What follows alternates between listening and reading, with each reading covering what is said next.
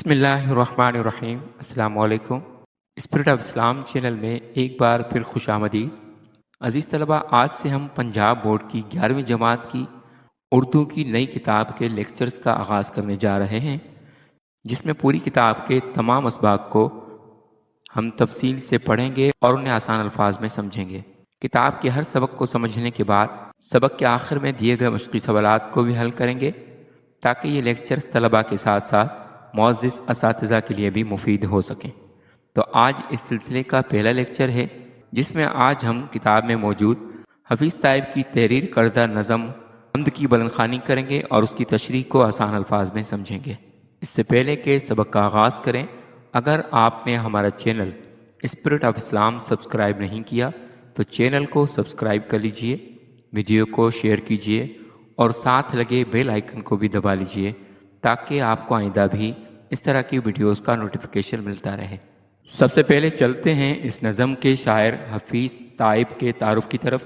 عزیز طلبہ، کسی بھی نظم کے شاعر یا کسی بھی سبق کے مصنف کے تعارف کے حوالے سے کہ امتحانات میں زیادہ تر کثیر الانتخابی سوالات مصنف یا شاعر کے تعارف میں سے اکثر آیا کرتے ہیں، تو اس لیے ہم کسی بھی شاعر یا مصنف کے حوالے سے پوائنٹ ٹو پوائنٹ سمجھیں گے، تاکہ ہماری کثیر الانتخابی سوالات کے حوالے سے بھی تیاری ہوتی رہے۔ سب سے پہلے حفیظ طائب کا سن ولادت 1931 اور سن وفات 2004 ہے۔ یہ دو کثیر الانتخابی سوالات آ سکتے ہیں، یا تو یہ کہ سن وفات پوچھا جا سکتا ہے یا سن ولادت پوچھا جا سکتا ہے۔ حفیظ طائب کا اصل نام عبدالحفیظ منہاس ہے، تو اس حصے میں عبدالحفیظ منہاس کو یاد رکھنا ضروری ہے، تاکہ اگر حفیظ طائب کا اصل نام کثیر انتخابی سوال میں آئے تو ہمیں یاد ہو۔ مگر وہ اپنے قلمی نام حفیظ طائب سے اتنے معروف ہو گئے کہ لوگ ان کا اصل نام بھول گئے۔ یہ دوسرا پوائنٹ ہو گیا کہ حفیظ طائب کا قلمی نام کیا ہے، تو قلمی نام حفیظ طائب ہمیں یاد رہنا چاہیے۔ ان کا آبائی وطن تحصیل وزیر آباد کا ایک نواحی قصبہ احمد نگر ہے۔ اب یہاں پر شاعر کے آبائی وطن کے حوالے سے سوال آ سکتا ہے، جہاں آپ کے والد حاجی چراغ دین منہاس ایک بڑے نیکوکار، معلم یعنی استاد اور امام و خطیب کے طور پر جانے جاتے تھے۔ اس حصے میں سے حفیظ طائب کے والد کا نام پوچھا جا سکتا ہے۔ اسی طرح سے حفیظ طائب نے عربی فارسی کی بنیادی تعلیم اپنے والد سے اور مڈل تک کی روایتی تعلیم اپنے قصبے کے مڈل اسکول سے حاصل کی۔ تو یہاں سے سوال آ سکتا ہے کہ حفیظ طائب نے عربی اور فارسی کی تعلیم کس سے حاصل کی؟ آگے کہتے ہیں، اور 1947 عیسوی میں میٹرک زمیندار ہائی اسکول گجرات سے پاس کرنے کے بعد زمیندار کالج گجرات میں پری انجینئرنگ کلاس میں داخلہ لے لیا، مگر ان کا طبعی میلان یعنی ان کا مزاج چونکہ شعر و شاعری کی طرف تھا، اس لیے کالج کی تعلیم ترک کر دی یعنی چھوڑ دی، اور 1947 عیسوی تا 1979 عیسوی محکمہ برقیات اور وابڈا میں ملازمت کی۔ اس حصے میں سے حفیظ طائب کا پیشہ پوچھا جا سکتا ہے۔ اس دوران میں اردو فاضل اور ایم اے پنجابی کے امتحانات پاس کر لیے۔ بعد ازاں جز وقتی استاد کی حیثیت سے پنجاب یونیورسٹی کے شعبہ پنجابی کے ساتھ منسلک ہو گئے۔ پنجاب یونیورسٹی میں آپ کی خدمات کے حوالے سے بھی سوال آ سکتا ہے، اور یہ سلسلہ 2003 تک بخیر و خوبی جاری رہا۔ اس کے بعد دوسرے پیراگراف میں کہتے ہیں، حفیظ طائب پنجاب یونیورسٹی کے ساتھ منسلک ہونے سے پہلے بھی ایک مشہور حمد و نعت گو کی حیثیت سے پاکستان اور بیرون پاکستان جانے جاتے تھے۔ یعنی آپ کی حمد و نعت کی وجہ شہرت سے آپ پاکستان میں اور پاکستان سے باہر بھی جانے جاتے تھے، آپ کی شہرت تھی۔ ان کے مداحین اور ممدوحین، مداحین مداح کی جمع ہے، یعنی جو آپ کے چاہنے والے تھے، آپ سے محبت کرنے والے تھے، ممدوح یعنی آپ کی تعریف کرنے والے، قابل رشک تعداد میں موجود تھے۔ وہ اردو اور پنجابی دونوں زبانوں میں حمد و نعت اور مناجات کہتے تھے۔ حمد کہتے ہیں ایسی نظم کو جس میں اللہ رب العزت کی تعریف کی جائے، نعت ایک ایسی نظم کو کہا جاتا ہے جس میں نبی پاک صلی اللہ علیہ وآلہ وسلم کی تعریف کی جائے، اور مناجات کہتے ہیں جس میں اللہ رب العزت کی بارگاہ میں التجا کی جائے، دعا کی جائے، اسے مناجات کہا جاتا ہے۔ جس طرح سے کرم مانگتا ہوں عطا مانگتا ہوں، الہی میں تجھ سے دعا مانگتا ہوں۔ تو یہ مناجات ہے۔ حکومت پاکستان نے ان کی خدمات کے اعتراف کے طور پر انہیں 1994 میں تمغہ حسن کارکردگی عطا کیا۔ حکومت کی طرف سے جن جن لوگوں کو حسن کارکردگی کے اعزازات دیے جاتے ہیں، میڈلز دیے جاتے ہیں، ان میں حفیظ طائب کا نام بھی شامل ہے۔ اور یہ سوال اس طرح سے آ سکتا ہے کہ حکومت پاکستان نے حفیظ طائب کو کون سے سن میں تمغہ حسن کارکردگی دیا، یا یہ سوال اس طرح سے بھی آ سکتا ہے کہ حکومت کی طرف سے حفیظ طائب کو کون سا اعزاز دیا گیا۔ ان کی بے مثال کارکردگی کے پیش نظر لاہور کی ایک شاہراہ کا نام بھی، یعنی لاہور کی ایک سڑک کا نام بھی ان سے منسوب کیا گیا ہے، یعنی ان کے نام سے اس سڑک کا نام رکھا گیا ہے۔ حفیظ طائب کے اب تک 11 شعری مجموعے چھپ چکے ہیں، اور وہ کائنات حفیظ طائب کے نام سے کلیات کی صورت میں بھی شائع ہو چکے ہیں۔ یعنی 11 الگ الگ کتابیں، ان کو جب ایک جگہ کمپائل کیا جائے، ایک جگہ جمع کیا جائے، تو وہ ساری کی ساری کلیات کہلاتی ہیں۔ کسی بھی شاعر یا مصنف کی تمام کتابوں کو ایک جگہ جمع کر کے اسے کمپائل کیا جائے تو اسے کلیات کہا جاتا ہے۔ مگر شامل نصاب حمد بھی ایک اعلیٰ پائے کا کلام ہے، جس میں لفظوں کی تکرار اس طرح کی گئی ہے کہ یہ تکرار لفظی حمد کی شان بن گئی ہے۔ اس کے بعد چلتے ہیں اس نظم کے پہلے شعر کی طرف۔ پہلا شعر ہے: کس کا نظام راہ نما ہے افق افق، کس کا دوام گونج رہا ہے افق افق۔ اس شعر میں لفظ دوام کے معنی ہے ہمیشہ، باقی رہنے والا، ہمیشہ یا باقی رہنے والا یا ابدیت، اور لفظ گونج کے معنی ہے باز گشت یا آواز کا پھیل جانا۔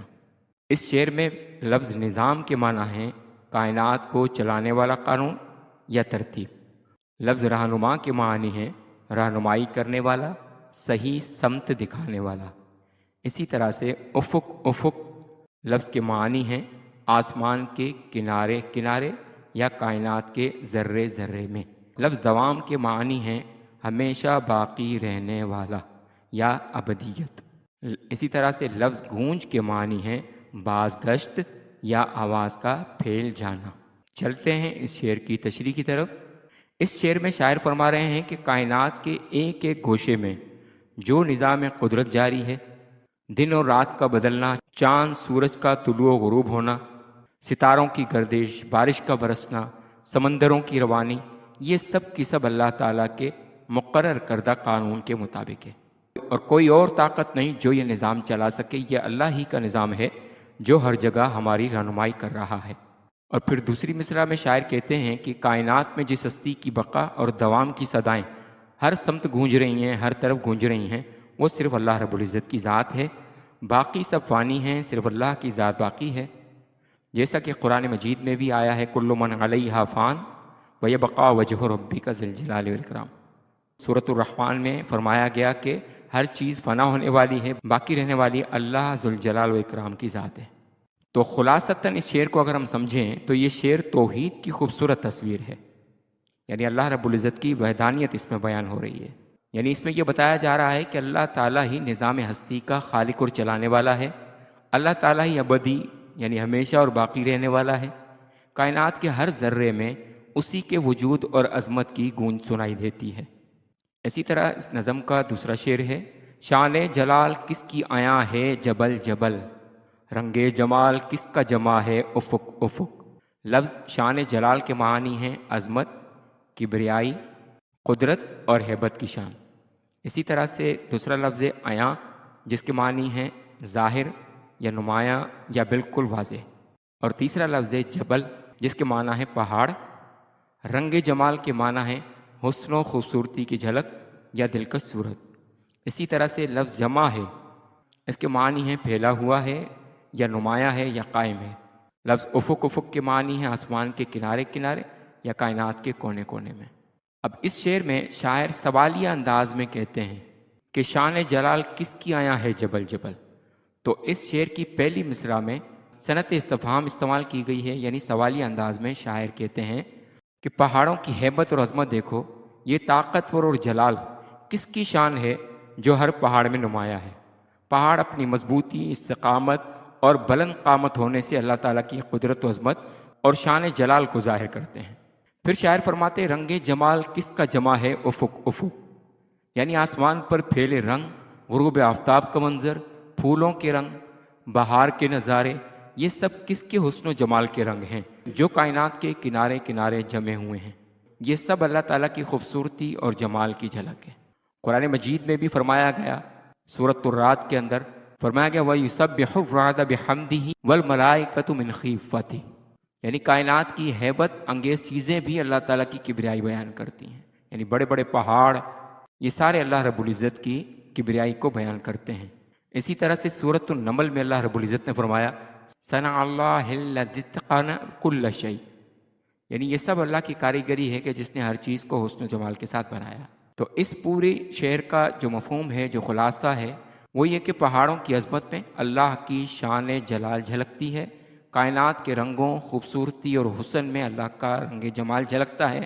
اس طرح سے شاعر نے اللہ کی ہیبت اور حسن دونوں کو ایک ساتھ بیان کر دیا ہے۔ تیسرا شعر ہے کس کے لیے نجوم وقف ہے روش روش، باب شہود کس کا کھلا ہے افق افق۔ اس شعر کی پہلی مصرع میں لفظ نجم کی جمع ہے جس کے معنی ہے ستارے، دوسرا لفظ ہے بکف جس کے معنی ہے ہاتھ میں یا قابو میں، تیسرا لفظ ہے روش روش جس کے معنی ہے ہر جگہ یا ہر راہ، اس کے بعد لفظ ہے باب جس کے معنی ہے دروازہ، اس کے بعد لفظ ہے شہود جس کے معنی ہے دیکھنا، ظاہر ہونا یا جلوہ۔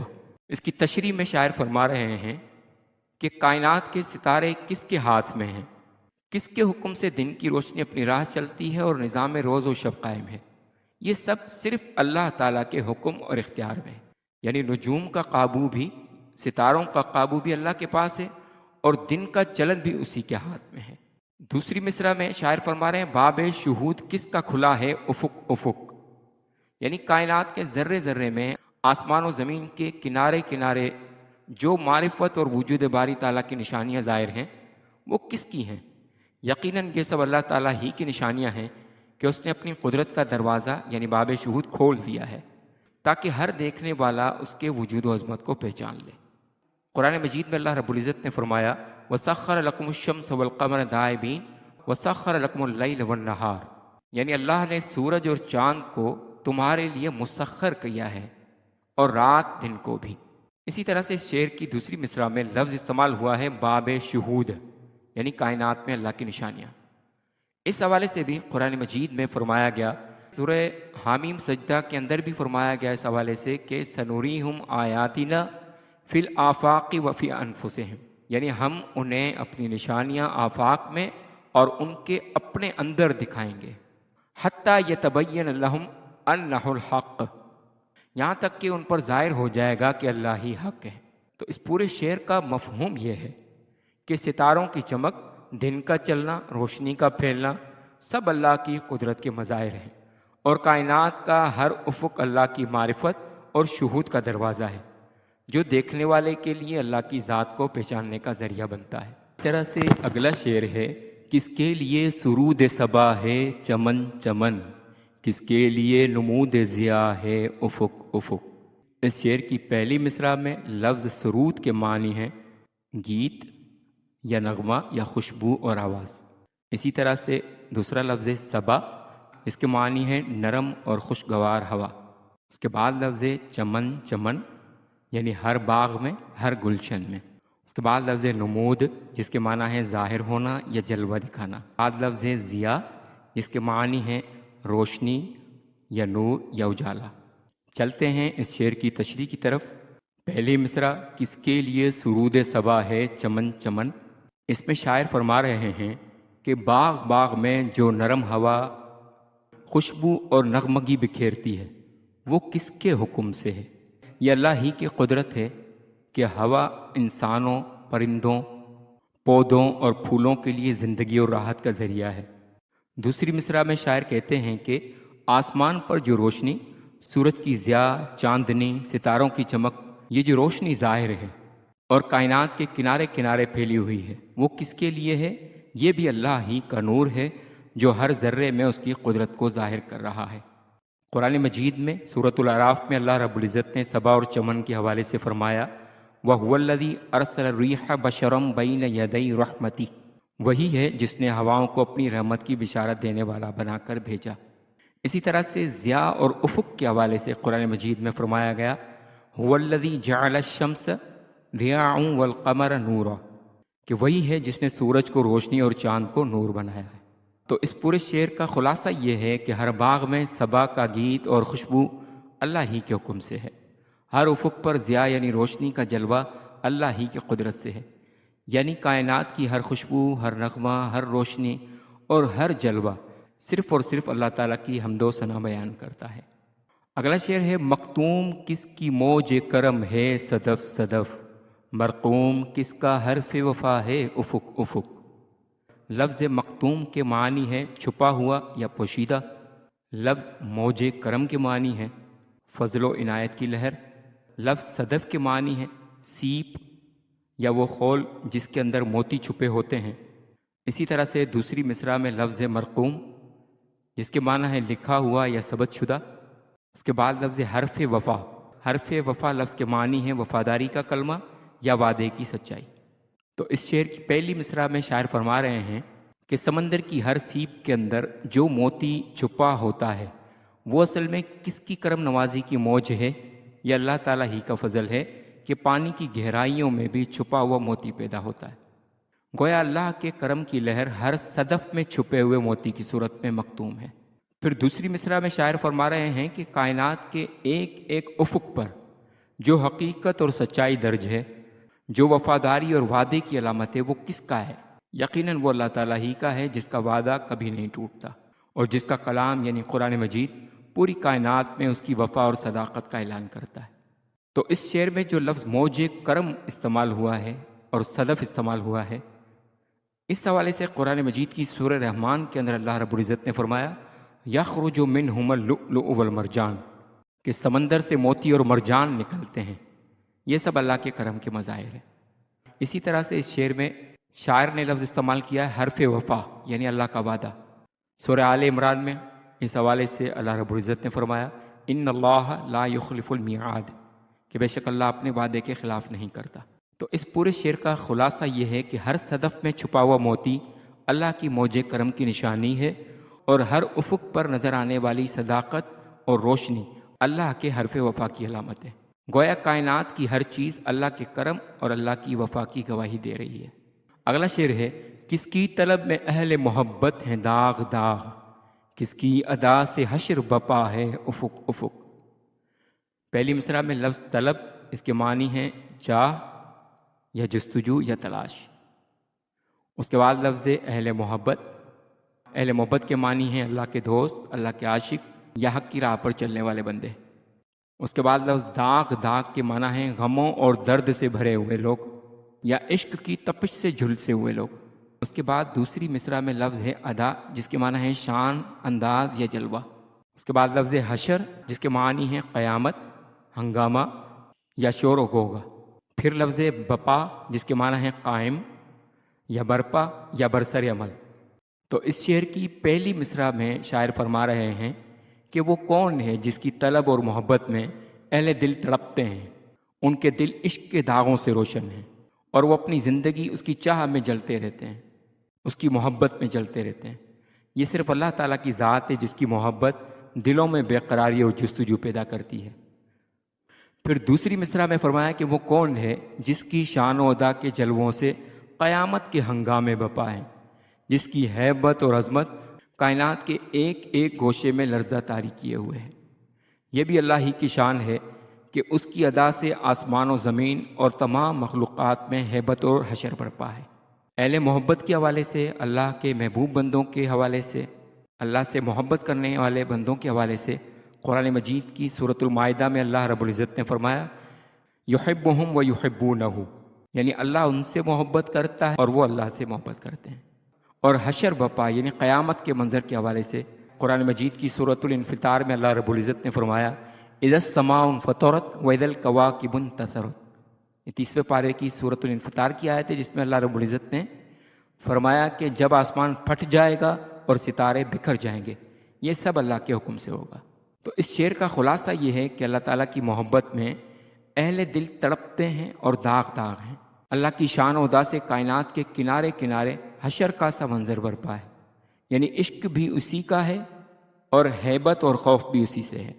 اس کے بعد اس شعر کا مقطع ہے۔ مقطع اس آخری شعر کو کہا جاتا ہے جس میں شاعر اپنا تخلص استعمال کرتے ہیں۔ تو اس شعر میں حفیظ نے اپنا تخلص تائب استعمال کیا ہے۔ شعر ہے: سوزاں ہے جس کی یاد میں تائب نفس نفس، فرقت میں کس کی شعلہ نوا ہے افق افق۔ لفظ سوزاں کے معنی ہیں جلتا ہوا، تڑپتا ہوا یا درد سے بھرا۔ لفظ یاد کے معنی ذکر، فکر یا یاد الہی ہے۔ اسی طرح سے لفظ تائب، یہ لفظ شاعر نے تخلص کے طور پر بھی استعمال کیا ہے اور معنی کے طور پر بھی استعمال کیا ہے، یعنی تائب لفظ کے معنی ہیں توبہ کرنے والا یا اللہ کی طرف رجوع کرنے والا۔ نفس نفس لفظ کے معنی ہیں ہر سانس یا ہر لمحہ۔ فرقت کے معنی ہیں جدائی یا دوری۔ شعلہ نوا کے معنی ہیں آگ بھرا نغمہ یا تڑپتی ہوئی صدا یا دردناک آواز۔ اس کی تشریح میں شاعر فرمانا چاہ رہے ہیں کہ وہ کون ہے جس کی یاد میں تائب یعنی توبہ کرنے والے بندے لمحہ لمحہ تڑپتے ہیں، ہر سانس میں جلتے ہیں اور اپنے دلوں کو سوز و گداز سے بھرتے ہیں۔ یہ صرف اللہ تعالیٰ ہے جس کی یاد دلوں کو جلاتی اور پاک کرتی ہے۔ دوسری مصرع میں شاعر فرماتے ہیں کہ وہ کون ہے جس کی جدائی کے احساس میں کائنات کے کنارے کنارے ہر صدا شعلہ بن کر اٹھتی ہے اور ہر طرف اس کی فرقت یعنی جدائی کا کرب محسوس ہوتا ہے۔ یقیناً وہ اللہ تعالیٰ ہے جس کی فرقت میں اہل محبت کی آوازیں شعلہ نوا ہو جاتی ہیں۔ اس شعر کے حوالے سے، اللہ کی یاد میں تڑپنے والے بندوں کے حوالے سے، قرآن مجید کی سورۃ الرعد میں اللہ رب العزت نے فرمایا الذین آمنوا وتطمئن قلوبہم بذکر اللہ۔ وہی لوگ ہیں جن کے دل اللہ کی یاد سے اطمینان پاتے ہیں۔ اور فرقت اور شعلہ نوا کی کیفیت کا جو لفظ اس شعر میں استعمال ہوا ہے، اس حوالے سے قرآن مجید کی سورۃ الزاریات میں فرمایا گیا کہ فَفِرُّوا إِلَى اللَّهِ، اللہ کی طرف دوڑو۔ اس کی دوری اور فرقت کا درد انسان کو اس کی طرف کھینچتا ہے۔ تو اس پورے شعر کا خلاصہ یہ ہے کہ توبہ کرنے والے بندے ہر لمحہ اللہ کی یاد میں سوزاں رہتے ہیں، درد میں رہتے ہیں، تڑپتے رہتے ہیں۔ اللہ کی فرقت یعنی اللہ کی جدائی کی کیفیت ایسی ہے کہ کائنات کے ذرے ذرے سے شعلہ نوا صدا بلند ہوتی ہے۔ گویا اللہ کی محبت ہی انسان کے دلوں کو جلا کر پاک کرتی ہے اور اس کی جدائی ہی سب سے بڑا دکھ ہے۔ عزیز طلبہ، امید ہے کہ آپ کو آج کا لیکچر پسند آیا ہوگا۔ اگر آپ کو لیکچر پسند آیا تو چینل کو سبسکرائب کر لیجئے اور بیل آئیکن کو بھی دبا لیجئے تاکہ آپ کو آئندہ بھی اس طرح کے مزید لیکچرز ملتے رہیں۔ ملتے ہیں اگلے لیکچر میں، تب تک والسلام علیکم ورحمۃ اللہ وبرکاتہ۔